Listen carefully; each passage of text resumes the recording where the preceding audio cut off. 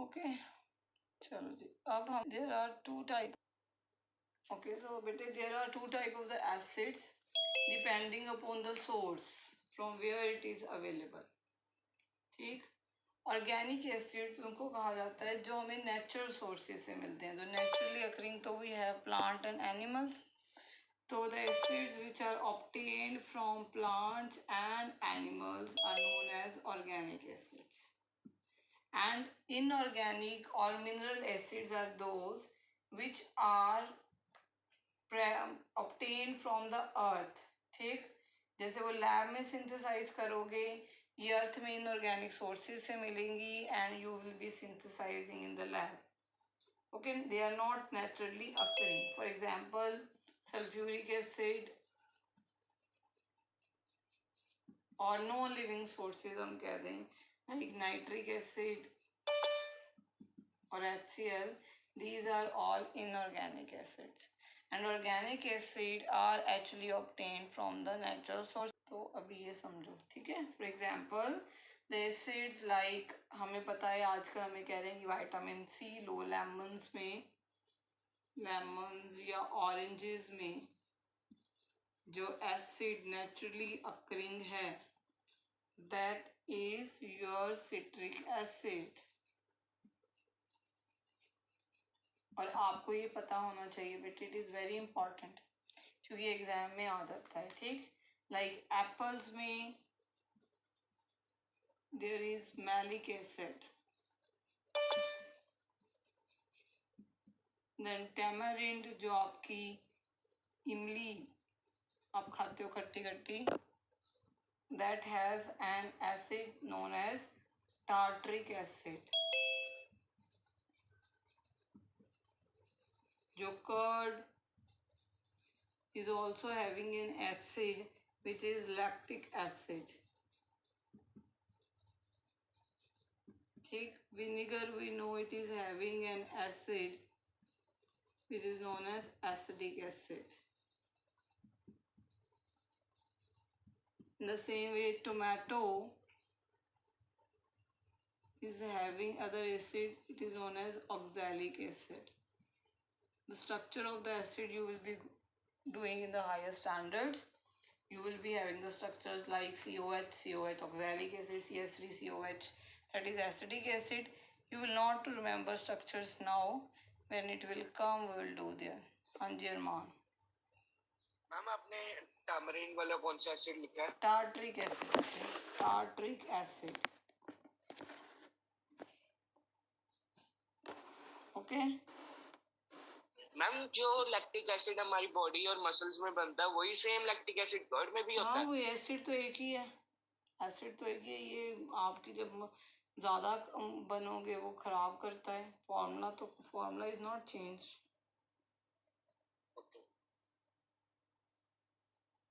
Okay. So these are the few acids which are obtained from the natural sources and some of the acids which are synthesized and or we can say from the non-living sources. जैसे sulphuric acid की बात करें तो हमें पता है sulphurous acid जब rainy season होती है तब बनता है. नाइट्रिक एसिड तब वहाँ पे एटमॉस्फेयर में बन जाता है. ये नहीं कि हमारा बनते नहीं है, ये हम लैब में ही सिंथेसाइज करते हैं. मगर हम ये कह सकते हैं कि ये हमें नॉन लिविंग चीज़ों से मिलते हैं, हमारे अंदर से प्लांट से एनिमल से नहीं मिलते. That is why. ओके. हाँ जी मैम आपने टोमेटो में कौन सा एसिड लिखा है? ऑक्सैलिक एसिड बेटे, oxalic acid. Tomato is oxalic acid. I am repeating for you. Oranges have citric acid, apples have malic acid, tamarind has tartric acid, curd has lactic acid, vinegar has acidic acid, and tomatoes has oxalic acid. So you should know which acid is present in which because it will come in the exams. और भी हम करेंगे. Some of the acids you will doing the formula, not all the acids. बाकियों की हम higher standards में देखेंगे. So let us start with the general characteristics or properties of the acid. Okay? तो हमें पता है general characteristics में acid ये मैंने लिखे ही हैं. ये सारे खट्टे होते हैं. They are sour in taste.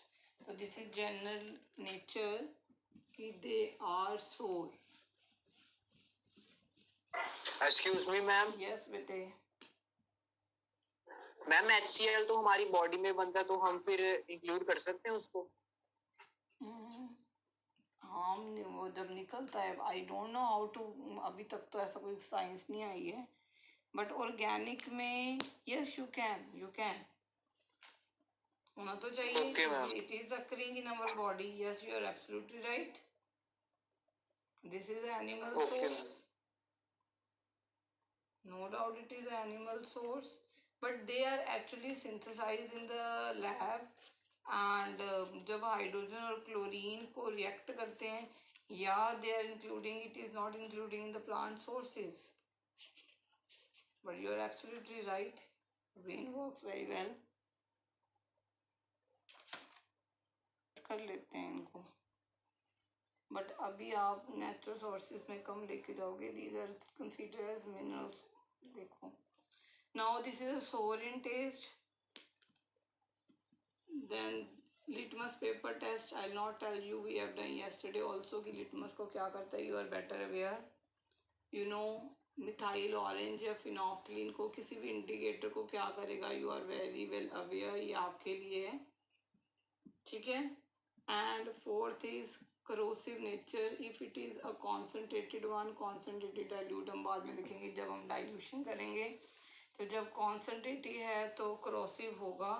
No doubt dilute का इतना इफेक्ट नहीं पड़ता, मगर जब आप ज़्यादा कॉन्सेंट्रेटेड ले लोगे, उसमें गाढ़ापन ज़्यादा होगा, एसिड ज़्यादा होगा, और आपका वाटर कम होगा, इट विल अटैक. ठीक, इवन इट विल अटैक. कभी भी इनको आप लैब में आओ तो आपको कभी भी एसिड मेटल्स में नहीं मिलते, कोई भी मेटालिक सरफेस के ऊपर नहीं मिलते. They are generally stored in the glass wares. ठीक है, हम पढ़ चुके हैं अब रिएक्टिविटी सीरीज. ये मेटल्स के साथ रिएक्ट कर सकते हैं, तो हम कभी भी इनको कभी भी मेटल में कभी भी स्टोर करके नहीं रखते. तो we will not take risk, चाहे वो कम रिएक्टिव मेटल है. ठीक है, तो हम ज़्यादातर ग्लास वगैरह में ही स्टोर करके रखते हैं. अब let us start their reaction. Let us start their chemical property. These all were the physical properties. let us start the chemical property. The first chemical property is reaction with metals. Now have you done the reactivity series? ठीक है, जो भी metal reactivity series में ऊपर है hydrogen से, उन्होंने क्या किया था, इन एसिड्स में से हाइड्रोजन अलग कर दी थी. हमने डिस्प्लेसमेंट रिएक्शन करी थी. तो कोई भी अगर आप मेटल लो, for example zinc, it is above in the reactivity series then hydrogen, और इसको आप एसिड से रिएक्ट करो तो यू विल गेट सॉल्ट, क्योंकि display hydrogen will be get displaced और zinc will occupy the position here, and you will get a hydrogen gas. You will get a hydrogen gas. In the same way, if I will treat zinc with HCl, I will get zinc chloride, and this hydrogen will be displaced. Now hydrogen in the elementary state, it exists as H2. ये अकेली H की तरह exist नहीं करती.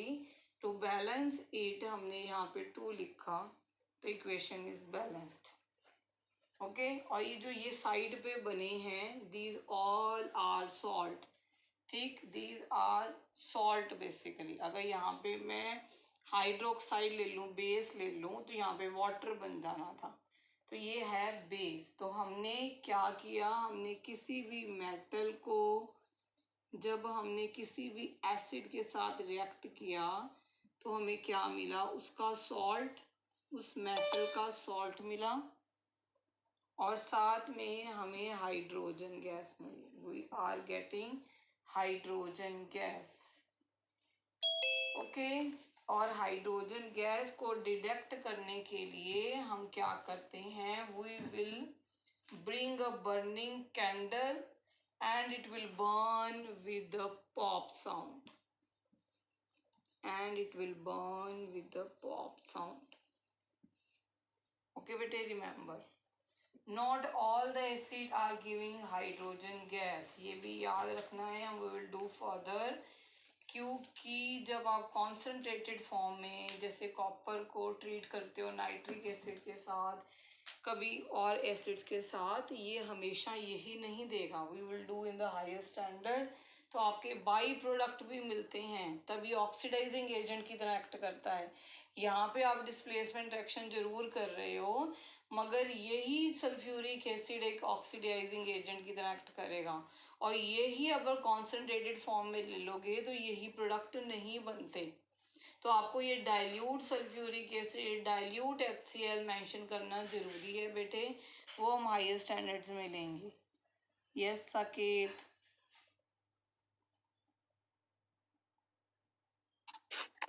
Ma'am Aditya का network बहुत लो है, वो पूछ रहा है आपसे कि जो आप ये करा रहे हो वो बुक में है. बेटे बुक में होगा ही, तो भी तो करवा रहे हैं. Okay ma'am. It is obviously in the book, क्योंकि बेटे NCERT बेस्ड आती है. NCERT जैसे अब आपने रिएक्टिविटी सीरीज कर ली, तो आपको ये नहीं कि अगर बुक में आपको रिएक्टिविटी सीरीज के हिसाब से आयरन गिवन है तो आपको आयरन HCl ही आएगा. आपको जिंक HCl, आपको मैग्नीशियम HCl, कुछ मर्जी लिखा आ सकता है. ठीक है, क्योंकि you have done the reactivity series.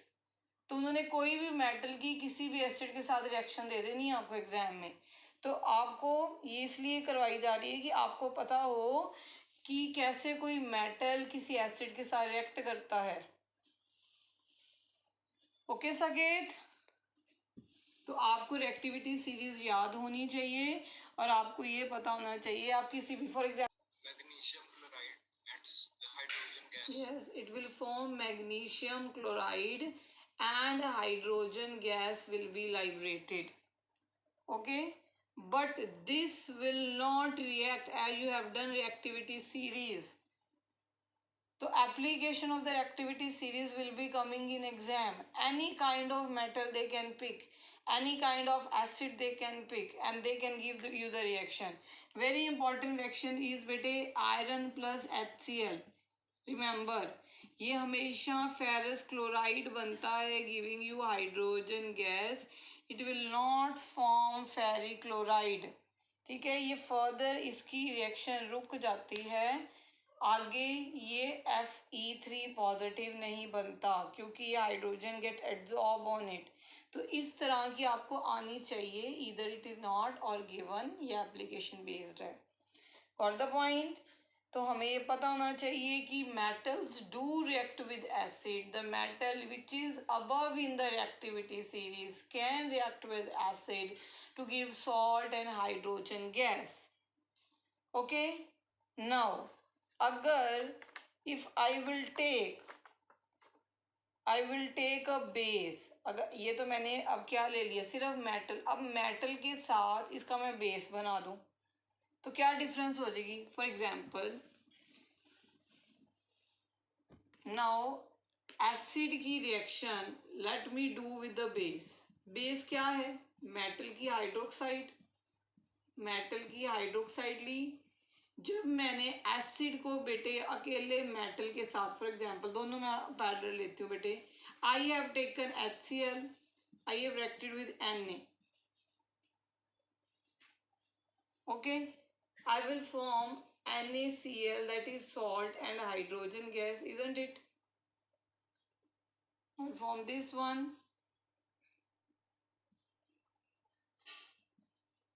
Okay, but if I will take HCl and hydroxide of this metal, साथ में मैंने क्या लगा दिया, OH. इसी मेटल की OH, तो इसके साथ एक चीज लगी OH. तो ये जो OH है ये इसी H के साथ ही तो जाएगा. तो एक तो NaCl तो बनेगा ही बनेगा और साथ में हमें क्या मिलेगा, वाटर. साथ में हमें क्या मिलेगा बेटे जी, वाटर. क्योंकि इसमें आपने एक एसिड को आपने बेस के साथ रिएक्ट करवाया है, तो आपको सॉल्ट मिला है जो कि एक न्यूट्रल स्पीशीज है, तो इसे कहते हैं न्यूट्रलाइजेशन रिएक्शन।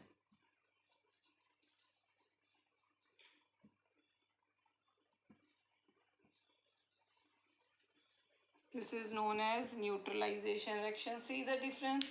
वही मेटल की हाइड्रोक्साइड ले ली तो you will form water, you will form water rather than H2 gas. ठीक, मैं तीनों एग्जांपल देखो, एक मैंने अकेला मेटल लिया, एक मेटल की हाइड्रोक्साइड ले लो और एक मेटल की ऑक्साइड ले लो। चाहे आप मेटल की हाइड्रोक्साइड लेते हो बेटे, चाहे वो मेटल की ऑक्साइड लेते हो और आप HCl के साथ रिएक्ट करोगे, किसी भी एसिड के साथ रिएक्ट करोगे, तो आपको अल्टीमेटली सॉल्ट प्लस वाटर ही मिलेगा। फॉर एग्जाम्पल, अब अगर नेक्स्ट बेटे अगर मैं यही एसिड ले लूँ और अगर मैं अब Na2O लूँ, इसकी ऑक्साइड ले लूँ, मैंने मेटल लिया, मेटल की हाइड्रोक्साइड ली, मेटल की ऑक्साइड ली, ये तीनों पैरेलल करो, कोई भी मेटल आ जाए आपको एग्जाम में, ठीक है। क्योंकि ये जो HCl है ये एक्वस है, जब इसको डालोगे तो ये फर्निश कर देगा इसको H+, तो ये भी तो आगे जाके हाइड्रोक्साइड ही बन जाएगी। तो इसने भी यही देना है, NaCl प्लस वाटर, इसने भी यही हमें जो है हमारा जो आंसर है वो भी यही आएगा, ठीक है। We will get the same thing. सिर्फ अगर अकेला मेटल होगा तब हमारे पास सोडियम जो H2 आएगा, अदरवाइज ये H2O2 ये H2O, तो सीधा एक जैसी आंसर्स आएंगे, ठीक है बेटे। कोई भी मेटल को, कोई भी एसिड को उसकी ऑक्साइड उसकी हाइड्रोक्साइड के साथ रिएक्ट करोगे तो आपका जो आंसर है एक तो सॉल्ट बनना ही बनना है सब में, इन दोनों केसेस में वाटर, क्योंकि इस केस में हमें ऑक्सीजन नज़र ही नहीं आ रही, तो अकेली hydrogen gas, you will get only hydrogen gas. तो प्लस मेटल कार्बोनेट्स और metal bicarbonates, by means hydrogen carbonates,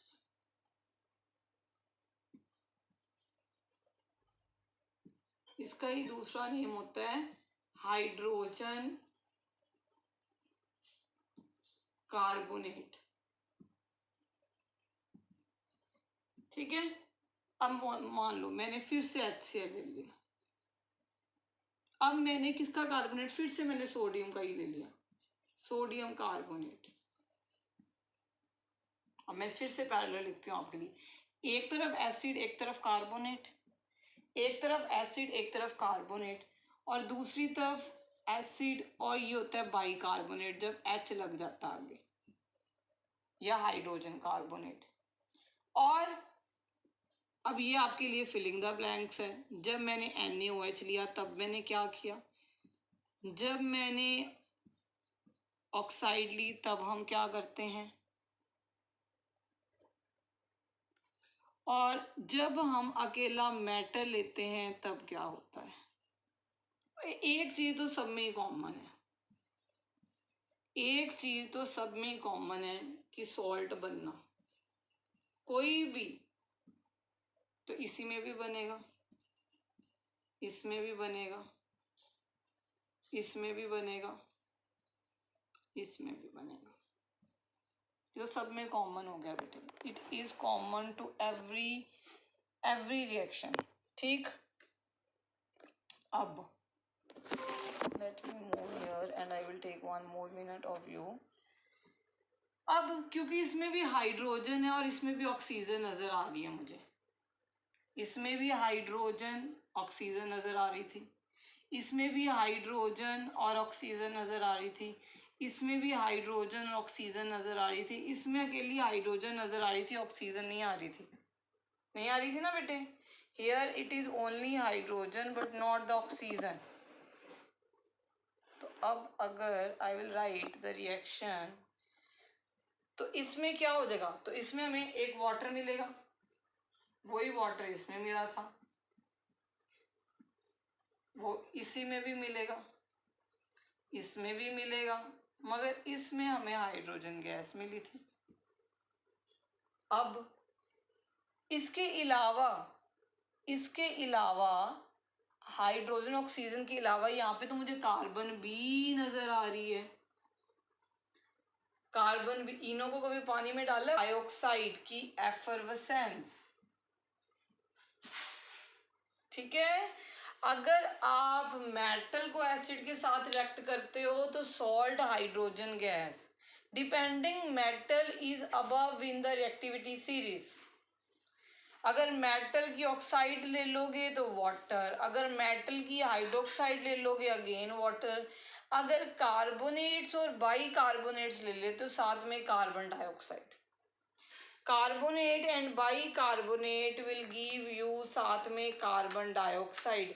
और कार्बन डाइऑक्साइड को कैसे चेक करना है कि बन गई, हम कैसे चेक करेंगे बेटे जी, हमें पता है, स्लेक लाइम, स्लेक लाइम से क्या मिला था हमें, लाइम वाटर, लाइम वाटर क्या हो जाएगा, मिल्की हो जाएगा। What the point, any doubt? तो you must know metal plus base क्या आपको मिल रहा है। अगर आपका जो बेस है वीक कार्बोनेट, देखो ये भी बेसिस हैं बेटे, they are weak bases, that is why they are use in Eno and all stuffs. They also give us this kind of, हमें न्यूट्रलाइजेशन, और हमें फिर डकार आता है, कार्बन डाइऑक्साइड निकलती है जो बाहर। तो आपको कुछ नहीं याद, आपने NaCl, कोई भी, कल मैं और कोई एसिड दूंगी आपको, I will give you another acid like, आपके लिए होमवर्क है। चलो आपने इन सब को, जो ये मैंने ये किया है, इन सब को आपने सल्फ्यूरिक एसिड के साथ रिएक्ट करना है। यहाँ पे HCl की जगह पे you will write sulphuric acid and do the same reaction. Yes Davnesh. Ma'am milky कैसे होता है, टेक्सचर के अंदर डिफरेंस आता है कि कलर के अंदर हो जाता है डिफरेंस? किसमें बेटे? मैम जब हम कार्बन डाइऑक्साइड को लाइम वाटर के साथ पास करते हैं तो उसका मिल्की का मतलब उसमें कैल्शियम कार्बोनेट बनना शुरू हो जाएगा, तो उसके प्रेसिपिटेट शुरू हो जाते हैं, that is why it seems to be milky.